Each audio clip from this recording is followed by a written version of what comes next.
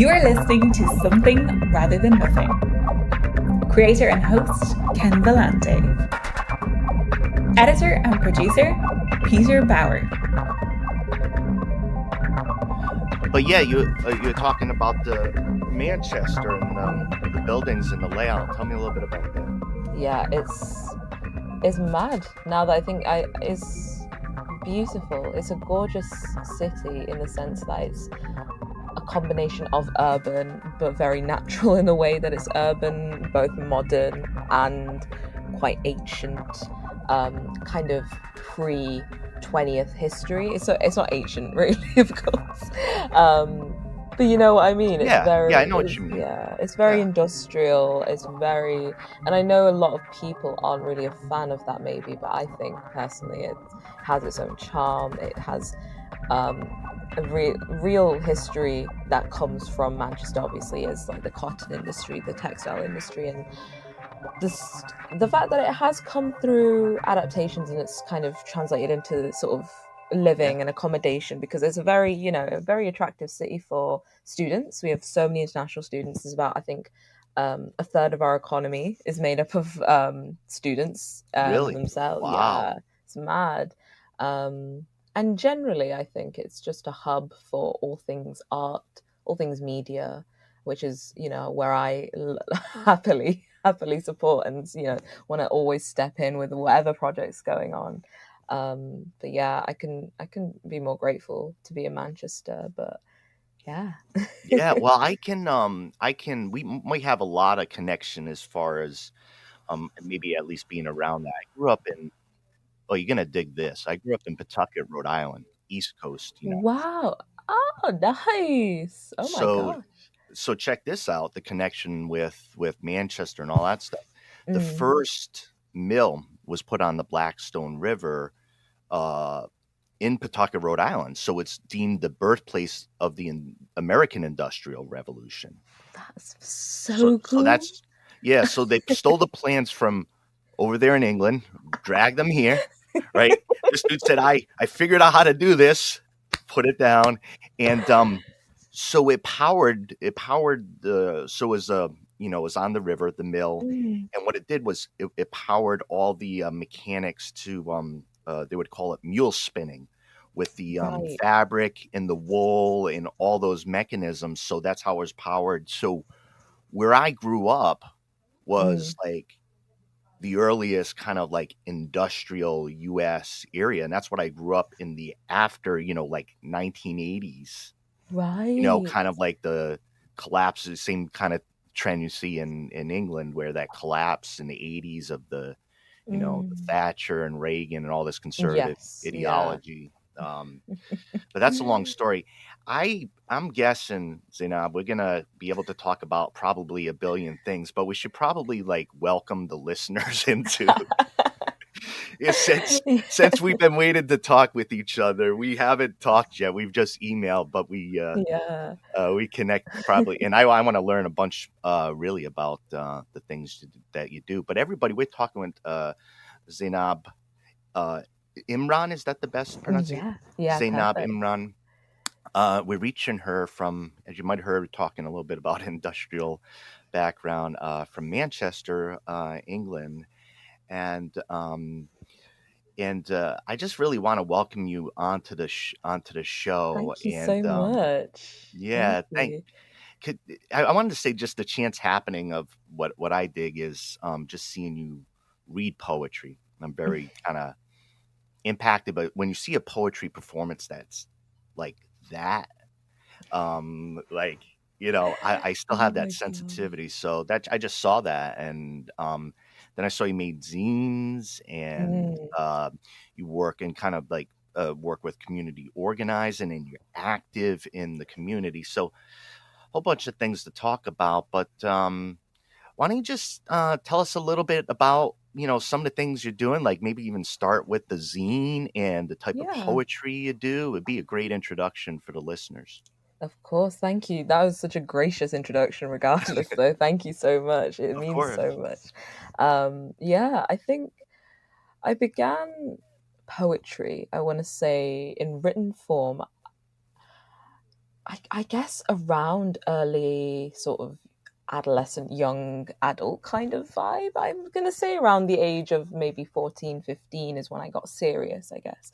10, 11, 12 is when you're kind of figuring out how to rhyme and everything, because they've been, Yeah. giving you the awful kind of, I guess, poetry that you don't really gel with at that moment. Then, you sort of put your toe in here and there and whatnot. So, and then I think I didn't get serious about it until I want to say maybe 2.5 years ago, about like performing. Yeah.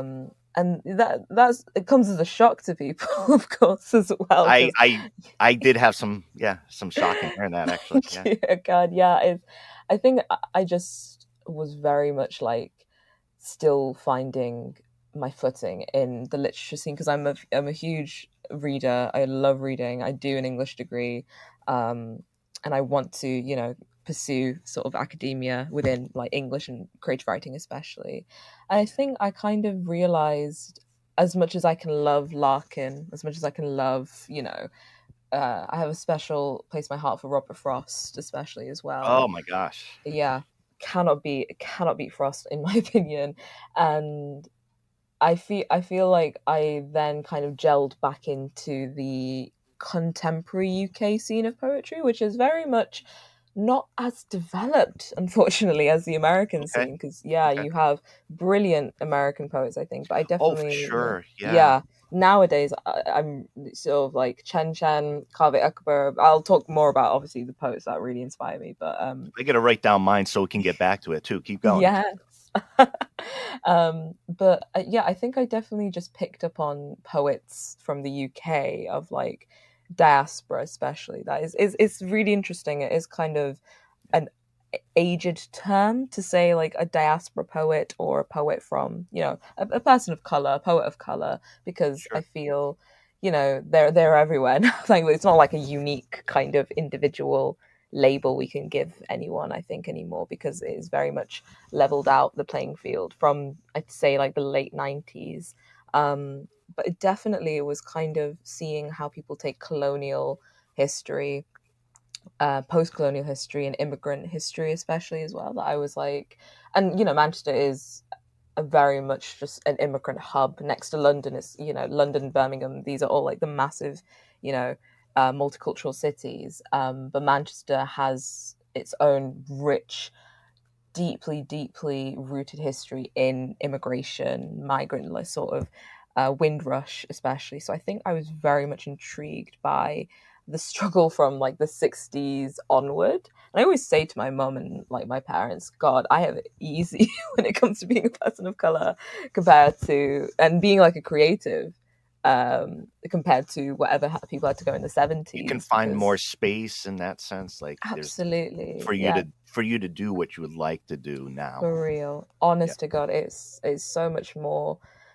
base. Yeah, it is very much the idea of generating space and keeping space is very much something that isn't, I think, focused on enough, because people will do an event, people will hold a space, and it will happen, and it will stay, not to repeat myself, but in space, it will stay kind of static there, and never is there anything that comes from it, or isn't not further developed. So very much, there are very few unique kind of events and companies, charities that I feel have really reached out and been able to nurture people like me and myself, and so many of my friends who are also performers, poets, writers. But I would say, it's been a roller coaster for one thing, and the zines is a whole other thing, because I think I was very much frustrated by the inability to get published work. Well, like that. Let's geek out. Let's geek out on zines now. Yeah, absolutely. I think zines are the most underrated, yet are arguably the most significant sort of object of creative history that not a lot of people have been able to, I think, be introduced to. It's not even like a gate-kept sort of creative community at all. It's so accessible. It's very much like anyone can do it. But then you kind of like, why isn't anyone, showing me what they're making in their spare time. They're collaging, or picking flowers from their local park and something, and being like, it reminded me of this person because we tripped over this stone and they fell into this bush and it was near these flowers. Like, there's gorgeous stories behind zines, I feel, and I felt there's obviously not an artifice, but there's a certain authority when it comes to publishing, of course. And Sure. I love the authority that I have with zines, in that I can, make it very personal or make it very private. And because it is nothing huge, it's nothing like a huge magazine or a quarterly sort of publication where you've got like a whole host of brilliant pieces of art, pieces of literature, pieces like reviews and everything.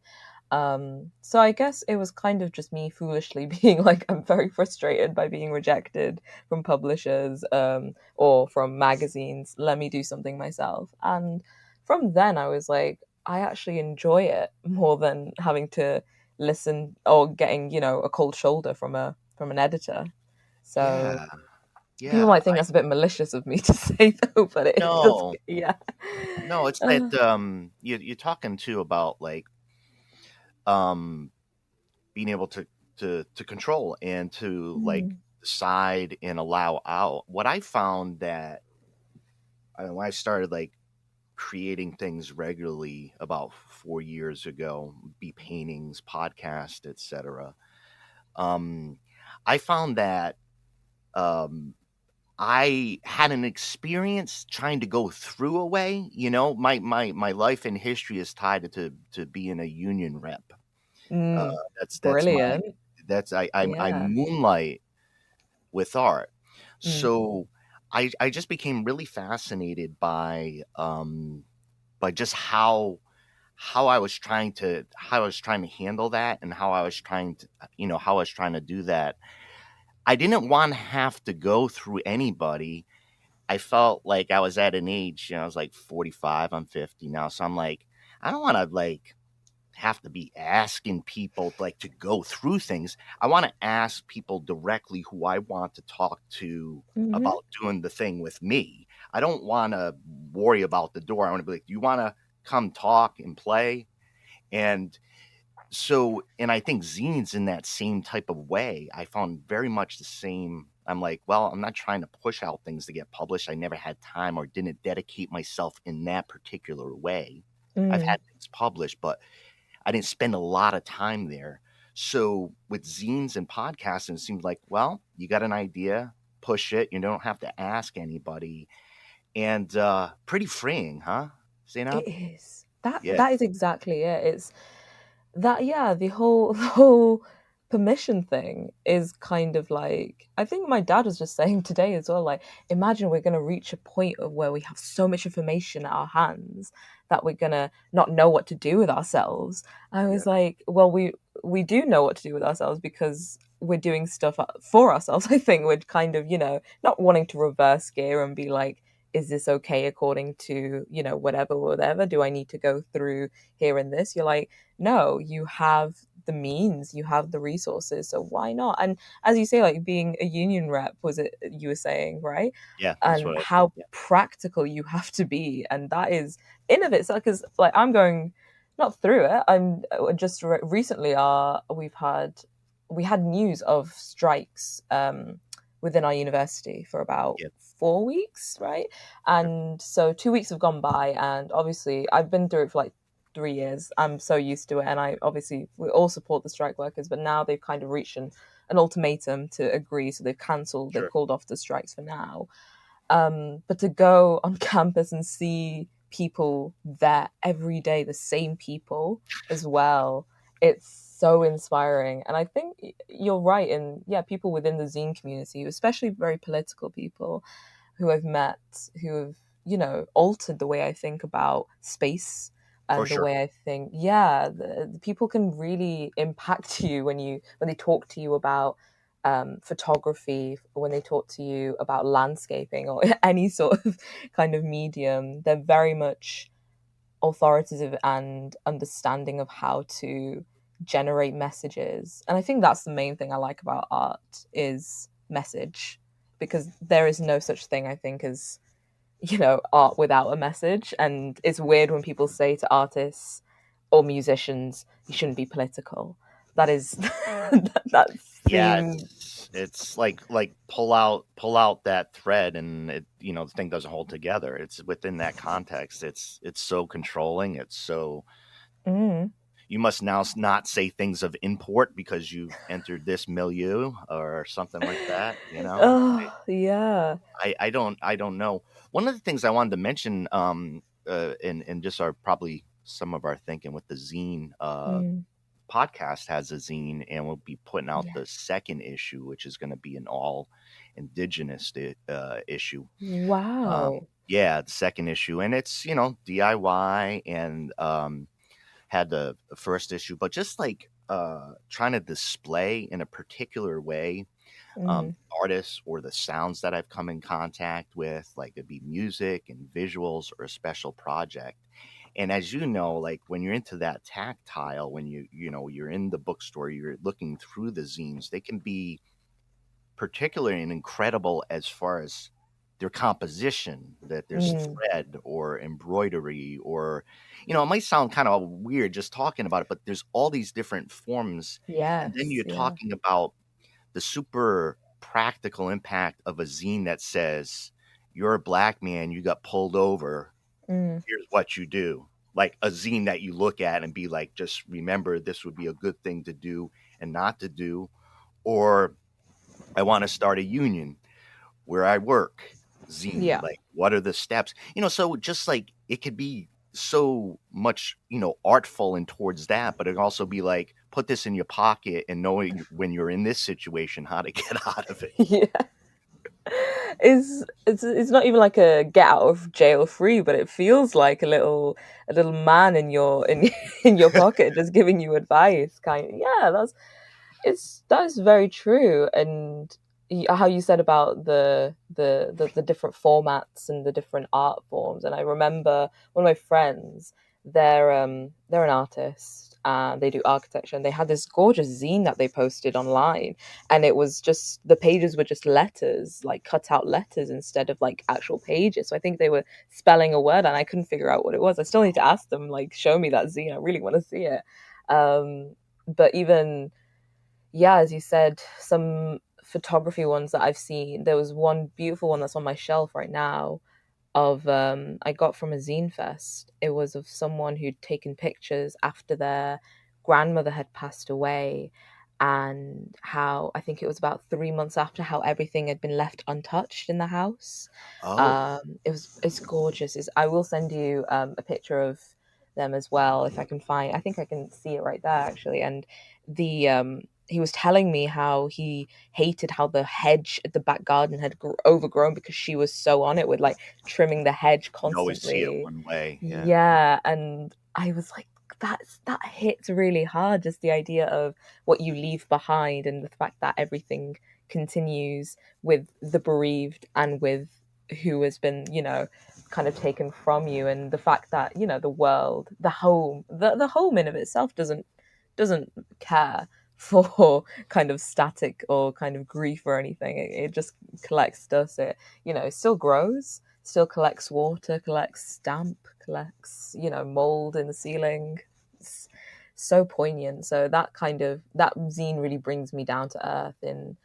Um it is really depressing to kind of read, so I don't read it all the time, but Yeah. it's beautiful is all I can say. It's very poignant. Yeah. Yeah. Before I wanted, there's a couple points, like I stop signs for myself here, and Yeah. it's not even the bigger questions, but I wanted to take the opportunity because I've done over 180 shows, and I've had Mm, just a variety of different type of artists, and I've done it for mm, long enough that I think back within a category and being like, what type of poets that I've had, and I just wanted to mention just a bit. Within my first 10 episodes, I think I had Bunkan Tuan, who's yes. my friend BK, who I went to university with, the University of Massachusetts, very close and dear Wow. to my heart. Yeah. And he is just an incredible poet and friend, and a collaborator of his, Joanna Valente, which is close to my last name. I had her on, and she talked about a lot of gender issues and really socially important issues.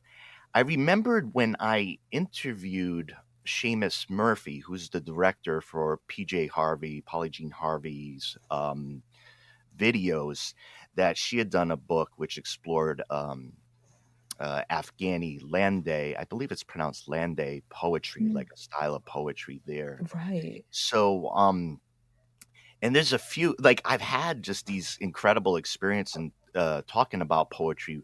When you said Robert Frost, I want to tell you, just a weekend or two ago, I was with my girlfriend Jenny, and we were going through the Oregon Garden, where you can see hundreds. It's cold here right now, or colder. Yeah. You can see hundreds of plants and firs and trees and everything like this.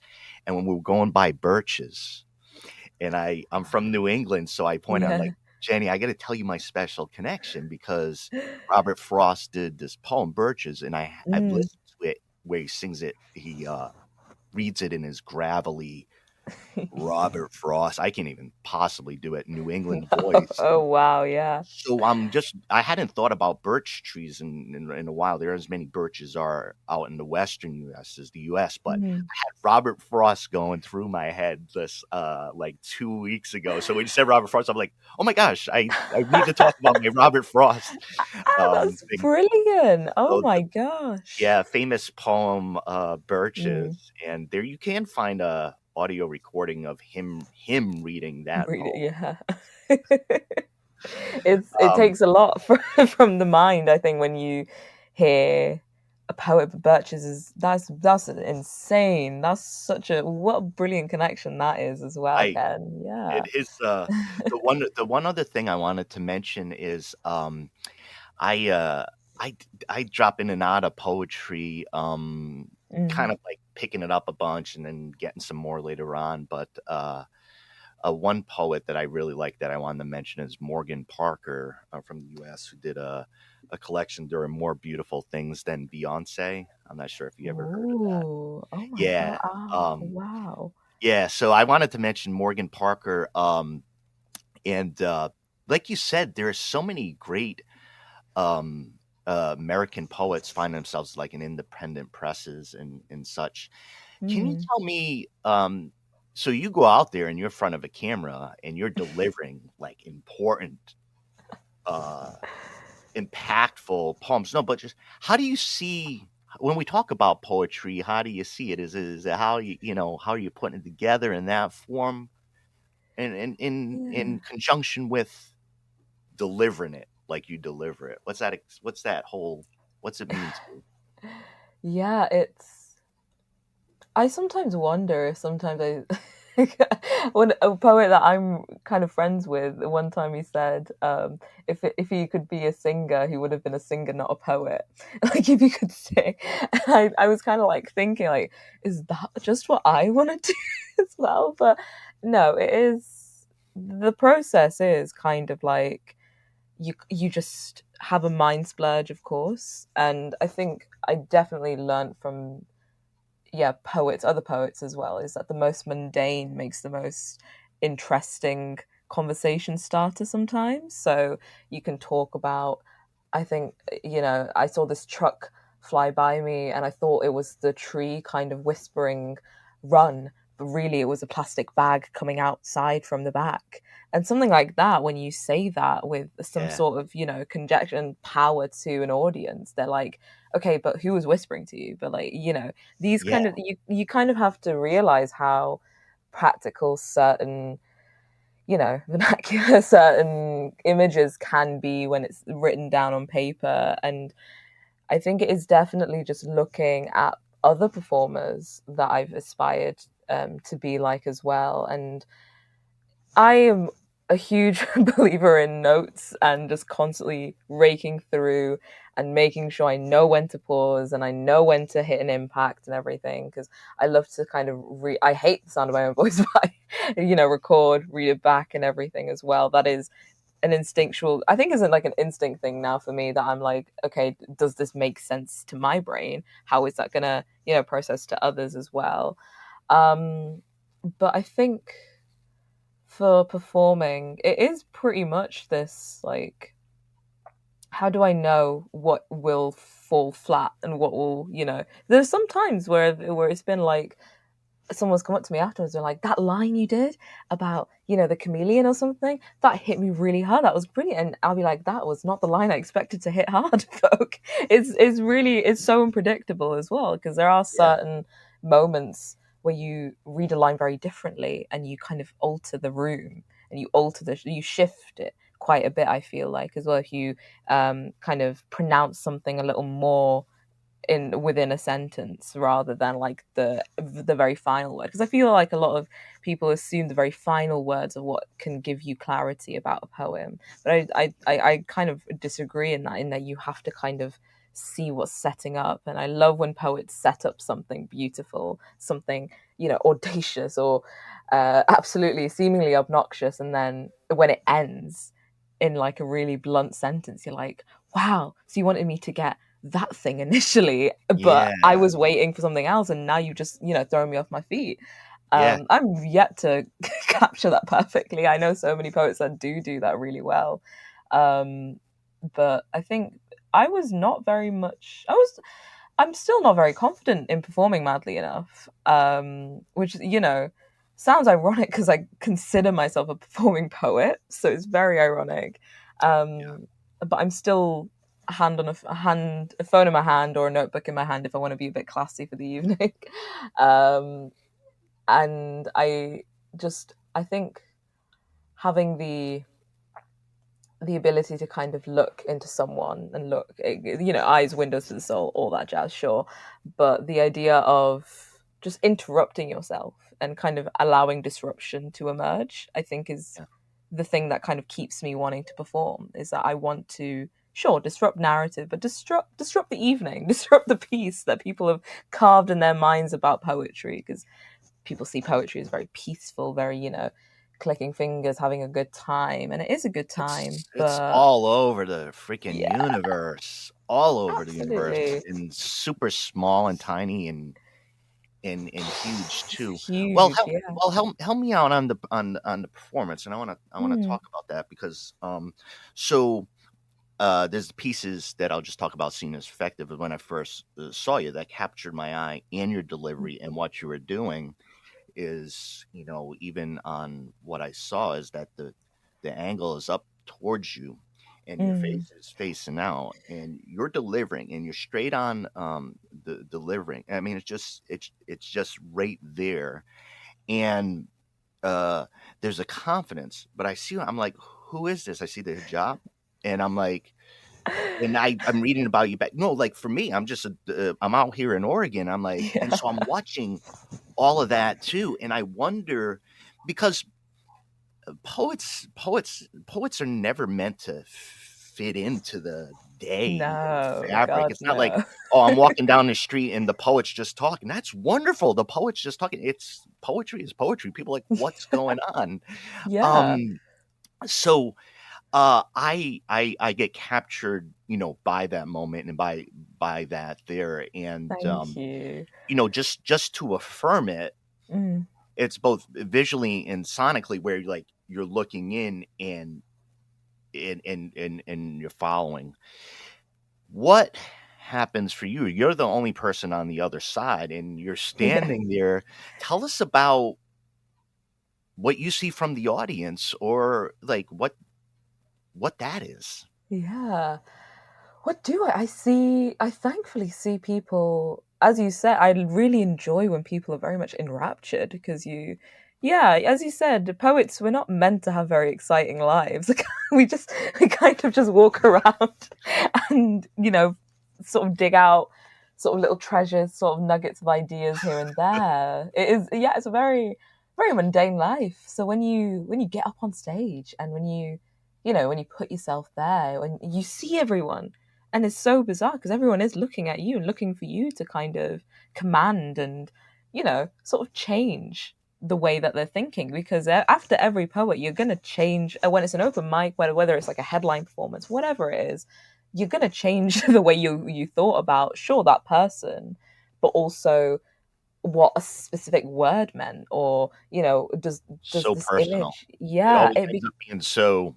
There it is. yeah, absolutely. Like the image, I think the other night when I went to, I did like a show, someone had a beautiful image of the sickle cell, which is well, it was a disease, obviously, the sickle cell disease. Yes. But this, image of the moon, this image of, the Grim Reaper, this image of harvest, of a harvest moon, of expansion, of closing in. You can't get through your vessels, and I was like staring at them in such awe, and I was like, wow, that's insane. And so how people reciprocate to me, I think, is I see, thankfully, very much enraptured people, and I love to kind of look up, look around, just so everyone knows. I feel like a little teacher sometimes. I'm like, I want everyone to know I'm looking at you, and I want you to take this in, because it's not for me anymore. What's for me is, the thousands of sticky notes that I've written poems on that are under a floorboard. That's for me. this stuff is for you, and I want you to absorb. I want you to, rip it to pieces afterwards if you want, if you can remember any of it. Yeah. But I think, and I love that people follow tradition, and it's so unspoken when people like click their fingers. People saying yes, people saying woo halfway through. I'm like, I don't care about tradition at that point. I'm like, do it, react, show me. This is the Shakespeare, like the Globe at this point. Just react, tell me what you're feeling. Art free for alls. Yeah, I'm sick and tired of one-way communication with poetry, because it should never be one way. And I think Mona Arshy, who's this brilliant poet, she describes it perfectly in that poetry. The best sort of poetry is meant to shift your atoms. It's meant to do something kind of like a bodily reaction almost. And I thought that is the most beautiful, gorgeous piece of advice next to, life lesson about poetry that you could learn. And it's not even something you should aspire to either. It's just something you should look out for when you're going through and listening to poets and being like, this did shift something in me. So thankfully, I don't get to see anyone sort of like, tearing up or anything like that. that would send me off the edge completely. Yeah, well, yeah. The boundaries and the issues of reciprocity, or like exchange. I wanted to we got to hit one of the big ones. We got to hit one of the big questions here, because we can go in a lot of different directions. But I want to. So what is? I'm talking about art. I wanted to ask you one of the big questions I ask. What is art, or what do you think art is? I love that. I love that question. In fairness, though, I think it's such a it's a scary one, because it's like one of those ones you get in like a job interview or something, and you could get like 5 billion different answers, and they could still not hire you. But I think I have a personal story for it, to be fair, and even though in the context of what that person said to me, it was talking about literature and the significance of literature. Obviously, art, literature, they all fall under same umbrella, as you know. And I can't say I'm like a painter or a sculptor or anything, obviously, but I remember so we have something called A levels, which is just what we do before we go into college or university, right? Okay. And we just have to do we specifically have to choose 3 to 4 subjects, and then you can choose from that whatever degree you want to do. So I kind of knew I wanted to do English, so I automatically did English literature. So I'm there, I'm 16, I don't know, what I want to do with my life, really. I want to be an author, but about 10 sort of counselors have told me that's, kind of improbable, like it's not going to happen to you. Sort of, not going to happen to you, but kind of just being like, don't get your hopes up. Yeah. And I remember my tutor, who I only had him for about 6 months, but he was very impactful in that short amount of time. And he just asked us, what do you think the purpose of literature is? We were like, to store information, to make a reader, relate to a character, to teach all these like sort of mundane kind of answers that you'd expect. And then he goes, no, you're all wrong. We were like, oh, okay, sure. Right. But we were like, okay, should we just leave? He was like, literature is an art, is the response to something wrong within society, is when someone saw something horrific going on in the streets, is when someone saw the French Revolution, someone, saw slavery occurring and said, this is wrong, this is not meant to be happening. I'm gonna have to respond to this. What do I do? How do I respond? Yeah. And some of us aren't endowed with sort of political power. We aren't very privileged. We don't have, mummy daddy's money and able to sit in houses of parliament or in the Senate or anything like that. So we turn to art and we make commentary. Sure, that is the right word. But I think a lot more just active protest. And you can look at it from any perspective, whether it's kind of like very emotional. And some people obviously say artists are very narcissistic, and we are. I can't deny that we aren't, because we kind of, in a society where we're all like, working together, the cogs are working together. You're meant to be functioning. There always tends to be excesses, and then it can be excesses of ego. Not to get into the whole psychology, but there's a lot. There's a lot. Absolutely. Oh God, yeah, absolutely. So, in no shape or form would I say that the ego is something that motivates all poets and all artists, though. Either definitely, that's not how true art forms, though. I think is the main thing. And there's, you could argue that so many artists, so many poets are there for the ego, there for the, the praise, but it is a lot more protest commentary, I think. And yeah, just sure, it is like the archiving and the keeping together of history. Keeping together is the awful phrase, but kind of, the restoring of history, just so people understand the bucket loads of information we have now, and the instantaneous click of your finger and everything's there for you. How does that come about? Through translation, through globalization, especially as well, because art is so global. Art is meant to transcend language, is meant to transcend any sort of class, age, and I'd say like even gender, even ethnicity, is meant to cross boundaries, and it shouldn't ever be contained, whether it's contained within a community or contained from individuals, from other people, sure. But yeah, just this idea is not very much, now it's not a communal activity. I feel it's very much like a public free-for-all, which I'm so much more happier about.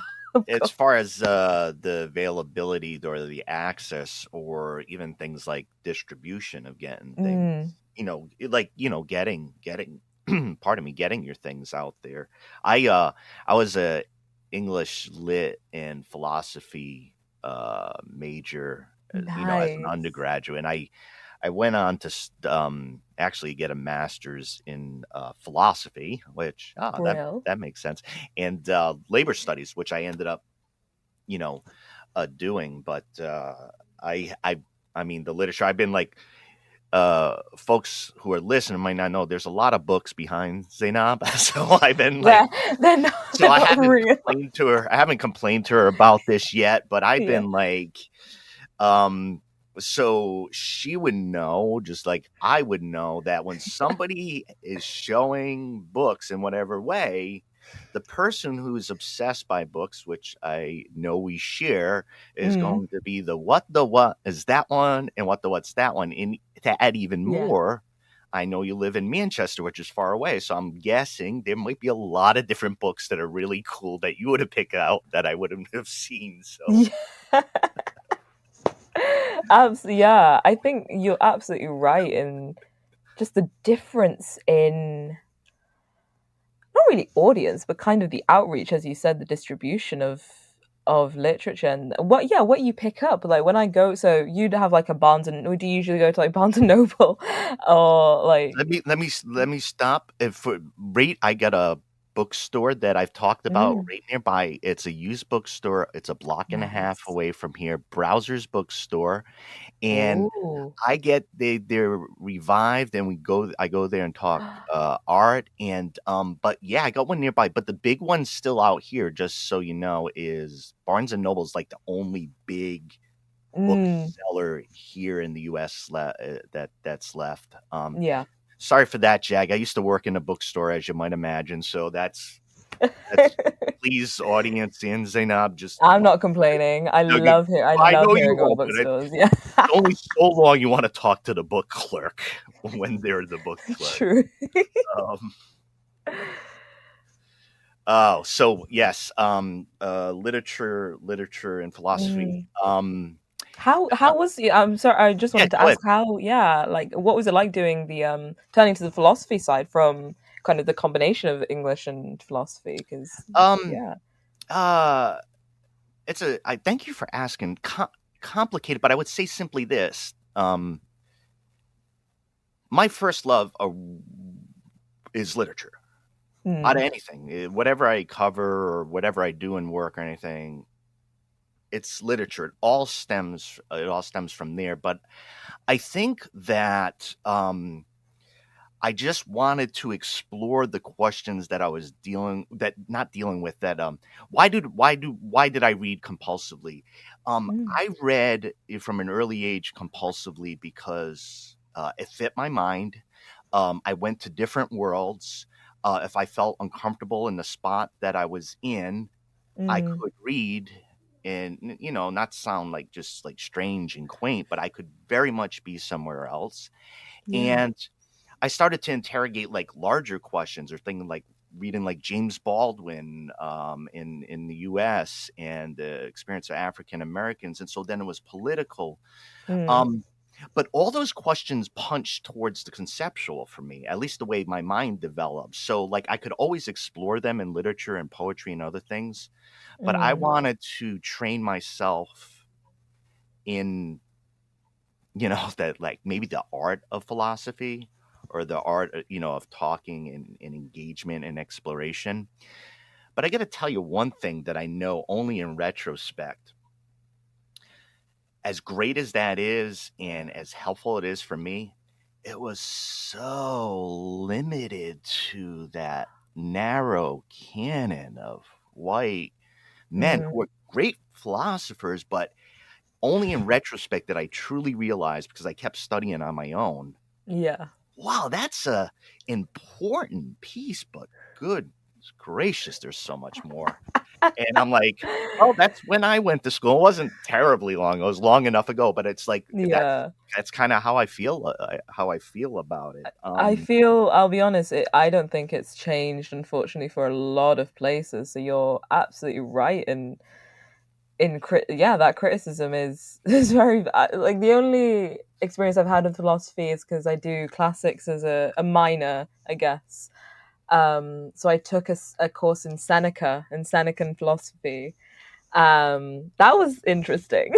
Yeah. That was intriguing to move from. I moved from like I had like an ancient sort of like ancient origins kind of Greek poetry course, and then I moved to Seneca the next hour, and I was like transported to Rome all of a sudden. So, but yeah, I love that you are kind of deeping and developing with the philosophy. And yeah, I think questions are the most important thing we have as our tools, and that is like the main purpose of any sort of philosophical or literature kind of based discussion. Whenever I'm talking to someone, I want them to, always be willing to hear a question out rather than just be like da, da, da. And I really enjoy when lecturers are kind of very interactive that way, even though some of them can be a bit of a stretch and I'm not awake at 9 in the morning. Yeah, you've been 70 minutes in and they're way over here and you're like, you're explaining something to me. I get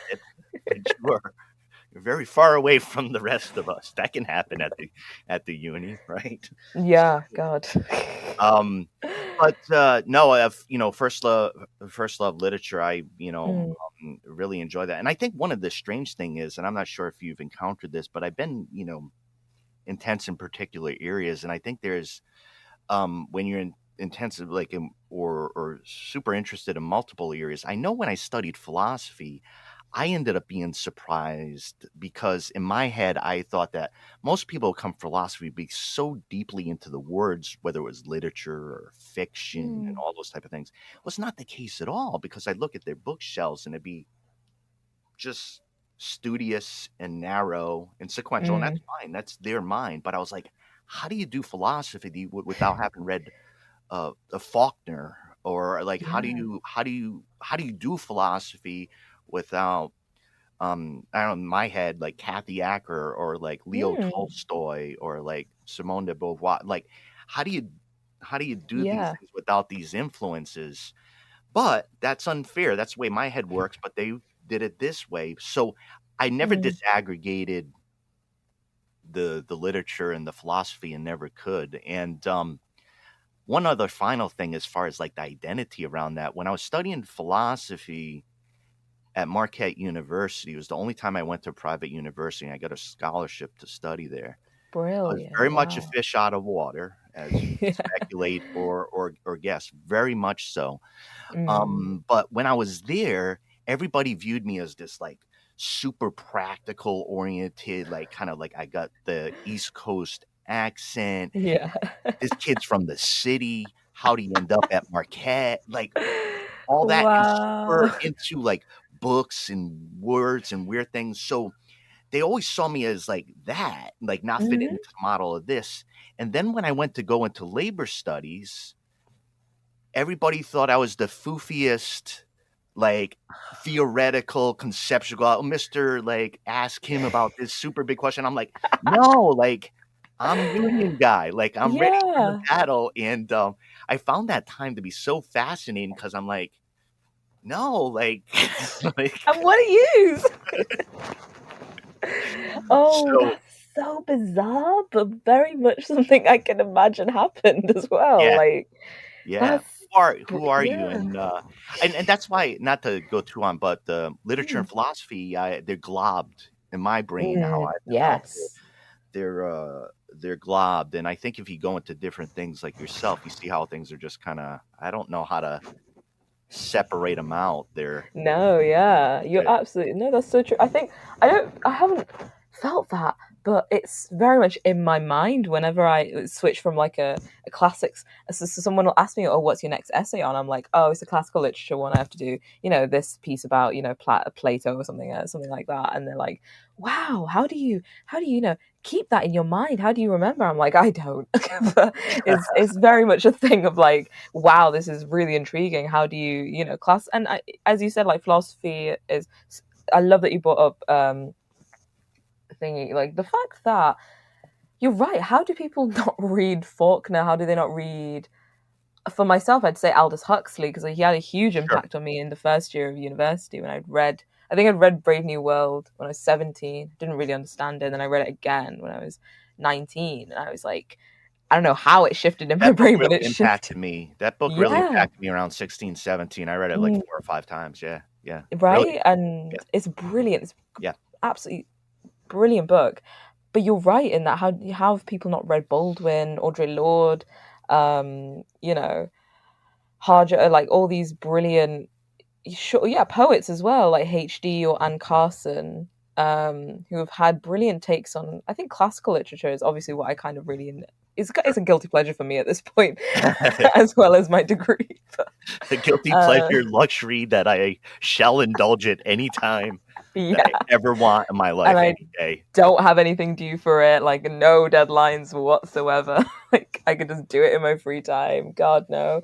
But yeah, just I bring up Carson or something in like I'd say it's the other way around. So one time I brought up like narrative theory because I did a narrative theory course, and I brought up morphology, which is Vladimir Prop, who is this Russian narrative theorist. And I think I was just saying, the way we know narrative is kind of working is the fact that we have these functions and these spheres of action. We have these characters are like the princess and the hero, the villain, the false hero. And I swear someone just turned around and looked me dead in the eye whenever I was saying that.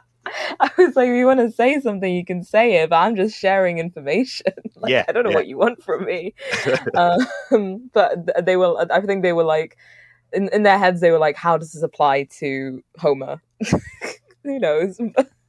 Right. It does. Yeah. Right. Yeah. And you had it. I wanted to ask you, Zainab, you about looking at your website and just listing as a South Asian creator. And I noticed a lot of things that you write about and talk about that's kind of like an action sphere. And I just wanted to like ask you about like that group. I know you've done like like interview and you do poetry but it's your thing, so I wanted to ask you about it. Yeah, I think is so interesting because I feel like there's very much a gap for South Asian creatives to be able to freely discuss what they feel about current climate and kind of just the history of, I'd say from my personal experience, like the UK's relation to South Asia. So when I created Poets Partition, I think I was very much in shock of myself that I didn't know partition had happened. And I always, it's really bizarre, but you think of your homeland as just this place. You don't think of it as a third world country suffering. Or I'll be honest, like I never knew it was a third world country, or I didn't know it was going through so much turmoil, because when you go and visit, you have these little snapshots in your mind. You have these, conversations and relations and everything. And then when you come back and you learn of history, or when you watch a TV program or something about it, you're like, okay, well, why is this just the one-off? Why are people just talking about it once? Why can't I, get people together and be like, so what are your opinions of this? Yes, I think this too. Oh, I've never thought of it that way. So I think post-partition was very, very much like I got to meet some brilliant South Asian creatives that I did not have on my radar, and now these people have like debut collections out. It's insane. So they're very much ahead of me, of course, in my journey. But I think definitely I felt there was an internal gap and a gap within the literature, kind of contemporary literature scene that's going on. So like Sure. The festivals, the award ceremonies that happen in the UK. So here we have like the Forward Prize. And it was like the first time after like, I think 30 years or something that it had come up to Manchester from London. It'd always been in London, and I'd gotten some tickets to go see it. And, it's very unfortunate. There were very, very few. I don't know how many South Asian poets were nominated. Very few. And again, same with the fact that not a lot of people of color were nominated for a lot of the prizes. So I think the idea of voids, and whenever I see a void in myself, or I don't really see myself or see the conversations that I want to have being, they're just absent, and I'm like, okay, I have to be very practical and just be like, no, this is what I'm going to talk about. And I think, the issues I like to talk about as well are things that have been said and done and dusted and printed into a collection and never spoken of again. Because you can be a poet, you can have a name, you can have 15 collections under your name and everything, but you will have that one poem in your brain. And I will have that one poem in my brain where I'm like, from that one collection, why are we not teaching that in schools? Why are we, not celebrating that as such a sort of significant poem that it's a personal thing, that it changed my mind and it changed the way I look at poetry. But I think, it is kind of really odd in a time for South Asian literature has come to a weird simmering end, in that we've not really seen anyone kind of like, Mohsin Hamid, or now we have people like Fatima Asghar, I feel, who's a brilliant Kashmiri poet who's, written for Disney now as well. But the main answer is kind of just absence and void, and it's like a therapy in a way. It's kind of like therapy, which is bizarre because so many poets do tell young poets, and it's not even like in a dangerous sense to say, but they do say go seek therapy first before you try and deal with issues that are very heavy. And whenever I sit with like a mentor that I'm with, so I'm with the Royal Society of Literature, like I get mentoring from one of the poets there, and they kind of are like, whenever I sit down with them and I talk with them, they're like, okay, but you're not being clear about this issue. What are you trying to say here? Like you're not extrapolating this enough. Like this is something internal in your mind that you haven't. Important for you. It's more for me, yeah. And then I was like, this is getting very much, it's giving Freudian, kind of like something deep set that I've not like turned over yet.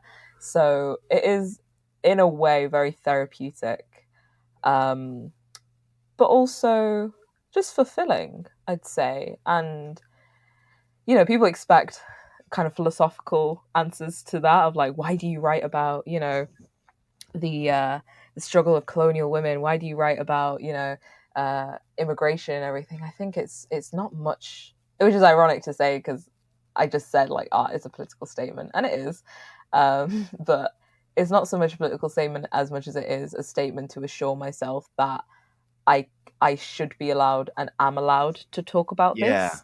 Yeah, I'd say just allowance. In the doing, like in the doing. In I see that like in the active, in the doing, in the creating of the event. You are in it, you have done it. So I don't know, I feel that, I feel that vibe. One of the things I wanted to mention too about poets on the show, like I said, if I had a lot of episodes, the voice of the show, Rachel Lally, that you hear, is an Irish poet, actress, teacher, model, everything, but she's the voice of the show. And Jeff Finan I've had, who's in Dublin, and had a spoken word episode as well, Zainab. That I'll post this with the episode in the notes for folks, and also send them to you. But please, so like I said, I've had a lot in just like, I think too, as a creator, is like I what am I looking for in that? And I tell you one thing about poetry, the one thing, and it's not sophisticated, but I know about my sensitivity to it. So I adore paintings. And when I look at a painting, and a brilliant painting, that the German expressionist and Kirchner for me is like, there's something about the neurons in my head and what I see there, and looking at that is an experience I can't describe. Poetry for me, and there's a whole variety of poetry, but there's sometimes something in poetry where what I'm trying to say as a philosopher, if I'm engaging in that, which is a useful way of trying to say it, it's fucking impossible going that route. Like you're trying, right? And you write your essay, and then there's something, and there was nothing before that, so there's something before that, or is it like something else? And I don't know. There's a way of inflecting and showing something, like a weird moment in the corner that is profound, that you caught, that I had one of those in the past. And how do you explain that? How do you explain that it was transferred, and you're like, oh, I have permission to be like, remember that weird kind of cool event, and like, whoa. And there's no way to no way to mediate that except for it to happen. Yeah. That's so true. Maybe we figured it out together. I don't know. Poetry's awesome. That's my other way of expressing it. Poetry is cool. That's me going into a primary school, like an elementary school, and just right. It's cool. I got a picture and a poster board. This is cool. We're gonna have fun, and it's poetry. I wanted to ask you, and we had chatted about this, and I was so excited on the talking about the things, but I had chatted with you about possibly reading a poem. Yes, of course. I'm so delighted you asked, because it's, very, no one, of course, as you know, wants to hear a poet. That's something rather than nothing is dedicated and loves poets. I appreciate you guys. I do. Gosh, thank you. Yes. So, yeah, I'm more than happy. So I thought you'd kind of said to do with like the change of being and change, and I thought this poem, I think it features, well, it features a Volta, I guess I can say technically it is very much within the realms of change, but I I kind of wrote this from a prompt. I'd done a kind of couple of workshops with post Partition, and I kind of selected a few prompts from news articles about partition and immigration and everything, and how it's bizarre how doubled kind of partition occurs. There's an immigration, and then the inviting of economic and like sort of labor from the West, from well, inviting people from India, from Pakistan, Sri Lanka. So I think I was just really intrigued by this one statement a writer made. But I will read the poem, and if you like, we can discuss it after, because I much prefer kind of discussing Yeah, after, or however you want. Yeah. yeah. So the title is Circa. I will explain the title after.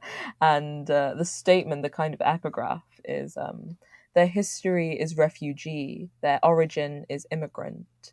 And that's by Priti Taneja, who is a writer discussing partition survivors that now live in Britain since the 80s and 90s.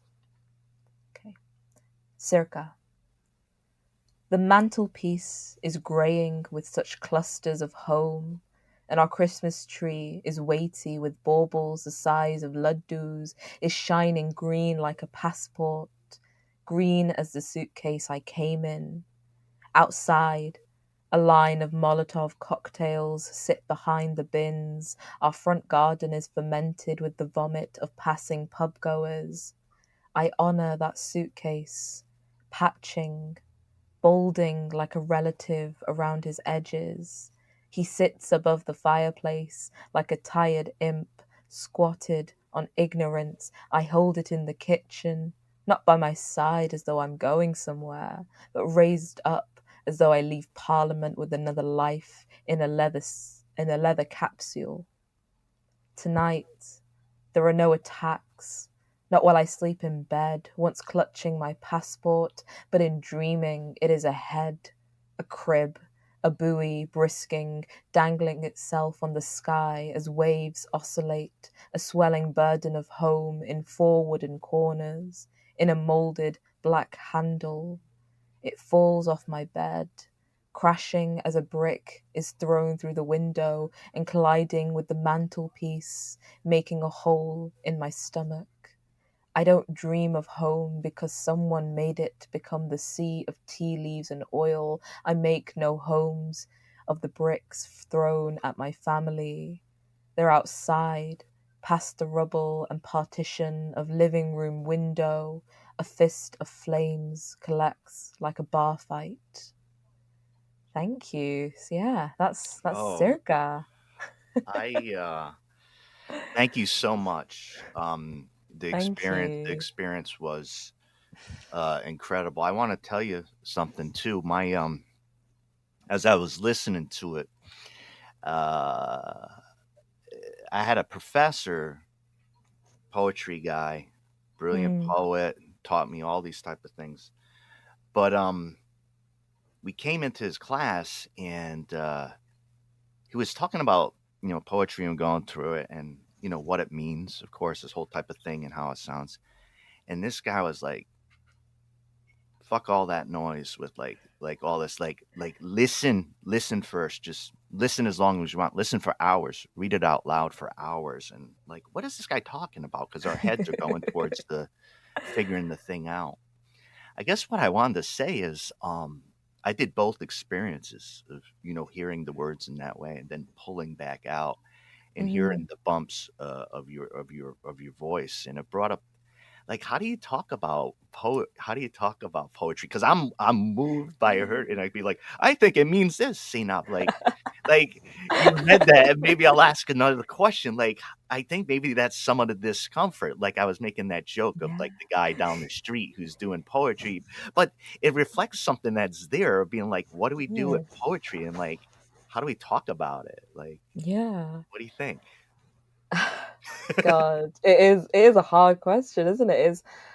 But I think you're right, and your professor was right. Just forget that and just listen to the noise, because I think poetry is meant to make noise, and it's meant to, as I said, like shift something. And whenever I talk about it, I kind of want to say to people, don't let it be sort of wallowing. Don't let it be, the black and white images of Hardy or anything like that. So, and I guess when people are saying like, oh, you shouldn't ask for meaning, death of the author and everything, and every what have you, but I don't really agree with that. I think Well, there's so much. that, It's all about the meaning. I'm gonna say the photograph yeah, that you place in there in the poem, the Molotov cocktails, in the yeah, color of the passport, and the color. Like I said, when I was thank you, at there, yeah, I have all that there, and then and move yeah. into the sound. And I was wondering, I'm like, I've been trained in two ways: to hear the things, to interpret what they mean, and find universal meaning, and the other one is to hear the cadence, and Mm. so they compete. Yeah. They compete. Yes, you do have to find that balance, I think, of sort of attraction with voice, I think. Because yeah, you don't want images to fall flat on their faces, and they don't, thankfully. Any type of poetry Yeah. performance I hear, and I never, as long as you're listening, of course, that's the main thing. As long as I'm listening and the audience is listening. But I think, yeah, the picking up of the Molotov cocktails and the color, and I think I just was so intrigued by, I think, law and protest, because obviously maybe Molotov cocktails are a bit violent for just just to say protest, but that's the They lift the weight you need them to lift.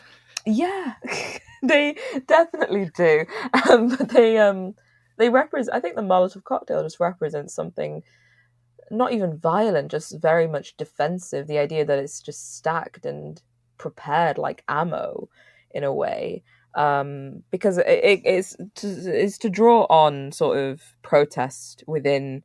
And what's awful is the fact that stuff like Paki bashing used to occur, which is just the skinheads and punks just rounding up together and coming to just beat up Pakistani, Horrific. Bengali, Indian. Yeah. So when people were protesting this, the South Asian youth were the ones leading this charge, as are many sort of. I'm really proud to say that Manchester is a city of protest more than anything else. It's a huge place for Marxism, industrialization, sure, but also welfare, and general labor upkeep. And I think I was very much inspired by these exhibitions we have at the Manchester Central Library. We have a race centre, which archives a lot of protests from Black, Afro-Caribbean, and South Asian communities coming together. And the thing is that everyone used to be just coupled under the term Black. So even South Asians and whoever was basically making a ruckus and protesting was just considered to be like Black and against skinheads. So I think I took a lot of inspiration from my hometown, sure, and this idea of, I think, transport, but static kindness as well, in that you are constantly held by fear and violence, and constantly having to repair a home that will not allow you to call it a home, I guess. And that is the immigrant experience, I feel. Especially, I can't speak to that because I was born here, so it's a lot more what my my family and what my community has kind of grown up with and seen firsthand and talked about to me as well. Thankfully, people are very open about it now, whereas whenever I talk to sort of poets from who have like immigrant parents, they say that their parents are very shameful. They're very much ashamed of talking.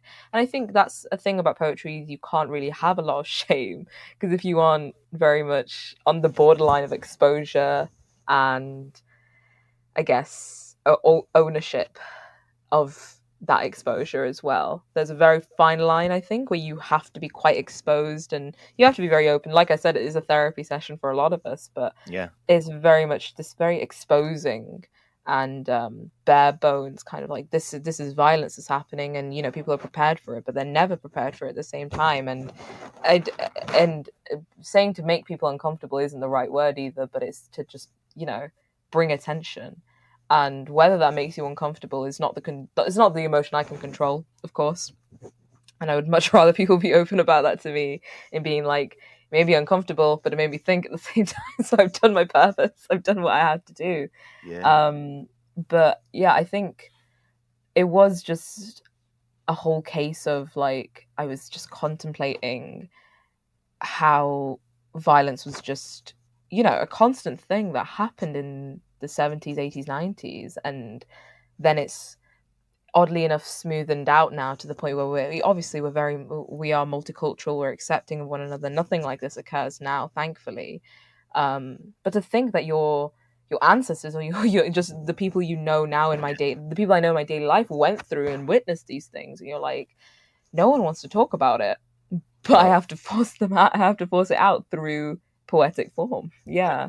I remember talking to a very good friend of mine. Was prominent in the Washington, D.C. Punk scene a while back in the 90s. And this was a huge scene, and very political. But I remember being amazed, my jaw agape, when he told me the true history of trying to control that scene for safety, freedom, and space against skinheads in DC, because there were actual jostles within the scene to make it safe for others, or to lose that battle in fighting. You want to push out the fascist elements. And when he, and he's an African American guy in punk, telling me about how, because I know from the outside, you're at a concert or whatever. I mean, you might not know, but the type of things you were talking about happen in U.S. cities, right? And it seems like, oh, that was happening. And I remember reading and hearing about the reports over by you. So just learning that there's no snapping of the fingers that made some spaces safe for others and not for others. It was a fight for some of that stuff. And that's just real, Definitely. I think, anything needs to come with challenge, and I'm just echoing what previously said. Of course, is just art and protest and messages, and whether a lot of the time, obviously, punks and having to come full sort of head, like kind of ahead of with one another, and it takes so much out of you. In the arts, it takes so much out of you to have to be exposed and having to constantly deliver a tiring kind of message that you've rehearsed in your mind. But then there were you've got to think about the generations before us that were on the streets actively being like, what is going on, what is happening? And in no way, shape or form could you say though that like the poetry scene is any more subtle or less impactful either, but it is very much a thing of like, I've seen it change people's attitudes towards specific forms of poetry, like spoken word or slam poetry. There's weirdly enough a weird class divide. I don't know if you've noticed, but there is definitely, and in Manchester there's even like a geographical divide of like certain poets from certain areas who prefer to do a lot more rap based, a lot more music based poetry, and some are very much in their sort of little notebooks, notepad, note apps and everything, just writing the precise detail of emotional kind of ducks falling into deeper waters or something. And I'm like, it's brilliant, it's contentious but beautiful.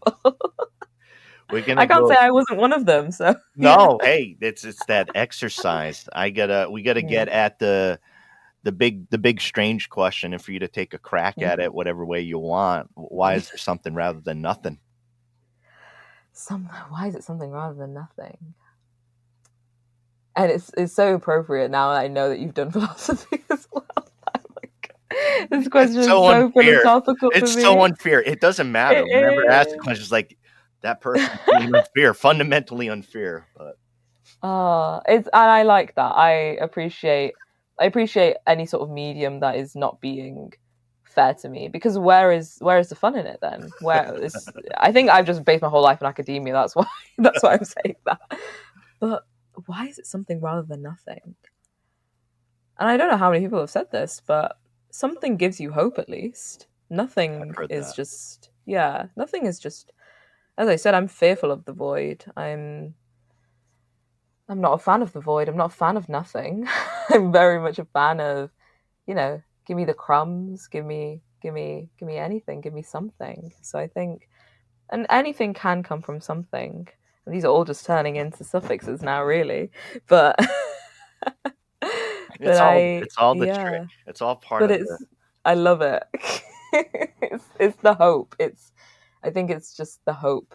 I've heard that thematically, and I think when I first heard it, it was always kind of like, but I think no, I hear that a lot because I think people take it from it's almost like if you look at nothing as that absence or there being no thing, and then you're saying something, it's like, well, maybe I can't prove or show or ever know, but I'm gonna put my chips over on the something side, like I'm gonna.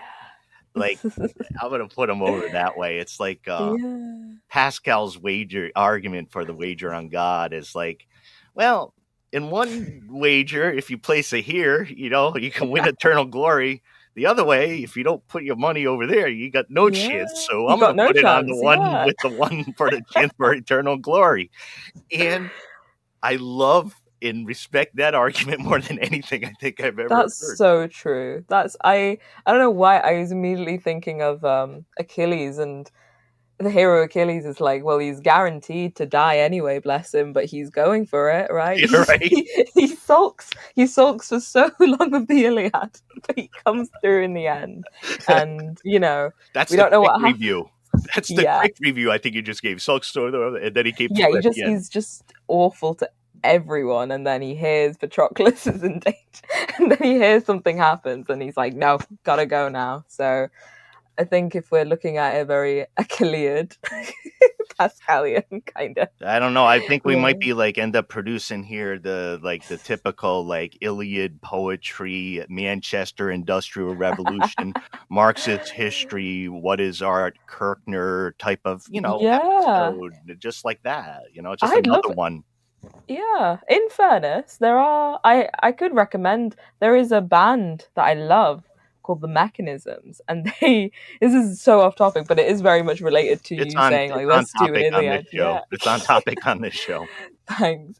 They were a cabaret band of adventuring space pirates. So they all had characters. All the band had characters, and they had albums based on folklore. So the first album was on the Grimm brothers fairy tale. So the first one was called Once Upon a Time in Space. The space pirates. Yeah. And then I think it's the second one is called Ulysses Dies at Dawn, and it's a Chicago mob Iliad sort of mix of Greek mythology. It's insane. Wow. It's so raucous and hilarious and brilliant, but you go into the underworld, you see Prometheus defy the gods, you visit Ulysses, Odysseus, and he's got a drinking problem and he's really upset because he can't get home. So I'd say what I do is listen to The Mechanisms, because they're very inspirational in that, turning something from nothing, seemingly nothing, but something from something. Yeah. Yeah. No, it's a fun play. I remembered we got just a little bit more because I don't want to forget a couple things, but I had asked you very naively about dark academia and that kind of aesthetic, and what I mentioned to you, and it was just curiosity. So I'd plunking around, I'd heard this type of music or playlist, and I read a little bit about the kind of things that it invokes, this kind of melancholy, darkness, comforting in the darkness. I don't know how to describe it all, and seeing with your Instagram, I hadn't seen, I saw that right there, so I'm like, well, I have such a facile understanding of it, having just recently encountered. I wanted to ask you Yeah, about that it's conceit yeah, of dark academia. absolutely. I think it was. I don't want to disappoint and say it was a phase where I was like, I'm very into dark academia, but I wouldn't say it's a phase either. It is very much a it's interesting because how subcultures occurred from whatever age, I'd say, whenever subcultures were occurring sociologically, mods, rockers, and what have you, of course. Now I feel as Gen Z, we kind of are very focused on wanting to sort of represent, but through fashion, I think it's all kind of blended now. But dark academia, madly enough, has been much more fashion based and much more aesthetics based. But if you go really deep into it, it's the Donna Tartt, the Dead Poets Society, writing in the cold with your fingers nearly freezing to death because of the snow, and this, yeah, as you said, melancholy, and this, but also like sporadic urges to write something very philosophical, very poetic at 3 a.m, and you need to get this idea down now. It's this chaoticness and urgency, Mm-hmm. but it's underpinned by philosophy, by education, academia, traditional sort of classical education. And I think it is not even just about academic success, it's just about being in the throes of a certain muse within yourself saying, why aren't you researching, why aren't you reading about this one tablet from ancient Aztec or whatever, like ancient Mesopotamia or something, like it's just the thirst for knowledge, I guess. And Yeah. it's kind of transliterated into aesthetic, I'd say, with anything really. It's a fashion choice, it's a lifestyle. It's not a very, very healthy one to be very much in the constant burnout phase, I guess, is what people romanticize a Yeah, lot. I'd imagine there's, Yeah. not the fetishism of some of the elements that we would see as like injurious to the self, but Yeah. like seeing that vibe. Is it like Thanos and Eros? I mean, like, where's the Eros in it? Like, is it around the? Yeah. Exactly. Yeah. Is it this sort of like chaos of kind of just reveling in your love for knowledge? And is it even like a thirst, or is it meant to be a thirst, or is it just You know what I your picked up on? Not to mm, interrupt, Zainab. yeah, What yeah, I picked up on for me that I launched into it at some of the visuals that I would see would be yeah, the darkly appealing, right? So if you're into books, like libraries are like, yeah, what are the words for it? But they're also, for me, have been around like being excited, like intellectually, but also like this, like eroticism around like curiosity and like searching, and like when people are like, oh, like like what are they doing at like 8:30, like like in a very curious and weird way, where mm, you can go by people in a bookstore, same type of thing, who are like, they're like, intently, yeah, yeah, like they're that ripping their hair I out. might be attracted to like that jag, like what they got. Yeah, But there's some like just noticing that type of thing. And so I'm just saying it's like a curious way that I looked at it, because obviously it's probably like rooted in some things I'll never like leave behind.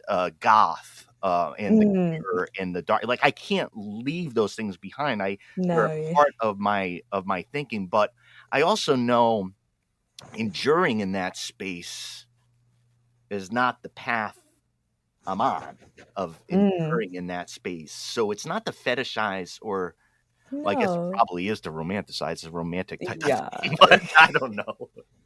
No, you're so right in this. Yeah, it is not even, I wouldn't say obsession. It is this just manic passion, this sort of Bacchus, like kind of bacchanal kind of uncontrollable urge to just know a specific thing, as you said. Like yeah, you're right, like what are people doing when I go to like a 24-hour library, like what are you doing with this massive weighty I and know. like why are you booking out this book from the 16th century, like that you won't get for like another 2 days, but you're just like constantly like nail biting waiting for to get your hands on it. I wonder if it is this sort of intrinsic, instinctual fear of hearing about the Library of Alexandria, or like, Yeah. never getting to read Sappho's fragments and, things, so much information that's just lost to us. Well, the And idea that you yeah, might not read a book, like that yeah, weird idea that has no place in the head. Like, I can't put that anywhere. yes. I Oh, that idea screws in my mind so much because I'm like, why would I care? But Worst idea in the world ever. it's like I totally get it, but I'm at the same time I'm like, I'm not gonna have time for that. People must live eternally because they still have to read. That's my Precisely. That's my simple argument. All right, Zainab, how do listeners find your stuff, your website? Folks, I've ordered some stuff from Zainab that she sent a while ago, but they're on the aeroplane over the sea. They're ridiculous with that, honestly. Gosh. But tell folks like where to find you, your stuff, see you if applicable. Yeah, thank you. So you can find me on aptly named Dark Academia Zainab. So it's dark period academia period Zainab on Instagram. You can find me on my website zainabthepoet.co.uk. Very short and simple for that one, as you can tell. And I think that those are the main sort of avenues. I'm very active on my Instagram, so please just drop a message and tell me what your favorite poet is, or recommend some poems, because I'm always wanting to read more and distract myself from my dissertation. Yeah, that's the rub. Sorry, you've revealed something large within the academic world, of which I must check in about. Yeah, you didn't think you had a traffic cop here. No, but yes, please, if you know any aspect of working on a dissertation, please distract Zainab. I would appreciate it so much. For the brain, or you're curious about. So. I've got about 2 months, so you've got a good amount of time. All right. But it is it's been a great.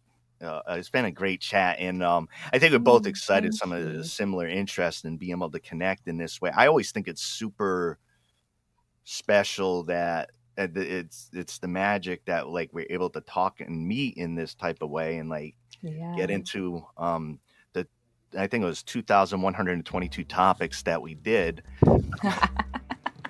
So if anybody needs a little bit more on those, we could parse through. But. Yeah. I'm down. I'm happy. I've got a laptop. I'm ready.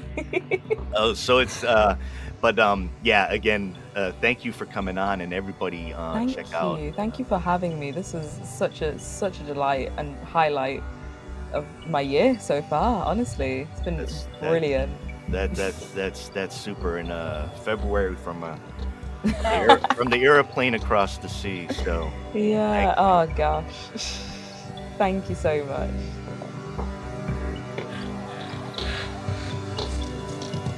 This is Something Rather Than Nothing.